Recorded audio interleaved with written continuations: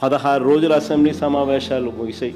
300 కోట్లు కాదు 3,000 కోట్ల రూపాయల ధర స్థిరీకరణ నిధి పెడతాము, తోడుగా ఉంటాము, కనీసం నోరు మెదపలేదు. పైగా ఎమ్మెల్యేలకు ఆటలంట, ఎమ్మెల్యేలతో స్కిట్లంట. అసలు అసెంబ్లీ సమావేశాలు బిహేవ్ చేస్తా ఉన్న తీరు చూస్తే ఇంత దారుణమైన పరిస్థితుల్లో రైతన్న కొట్టుమిట్టాడుతూ ఉంటే వీళ్ళ ఆటలు, వీళ్ళ పాటలు, వీళ్ళ స్కిట్లు, వీళ్ళ కాలక్షేపం. నిజంగా మరోపక్క వ్యవసాయ రంగంలో ఎంత సంక్షోభం నెలకొని ఉందనంటే వందలాది మంది రైతు కూలీలు ఆత్మహత్యలు చేసుకుంటా ఉన్నారు. ఈ ప్రభుత్వ లెక్కల ప్రకారమే 2025లో ఆత్మహత్య చేసుకున్న 393 మంది రైతు కుటుంబాలకు, 2,472 మంది రైతు కూలీల కుటుంబాలకు వారికి పరిహారం ఎప్పుడు ఇస్తారన్నది కనీసం ఒక్క మాట కూడా చెప్పలేదు అసెంబ్లీలో.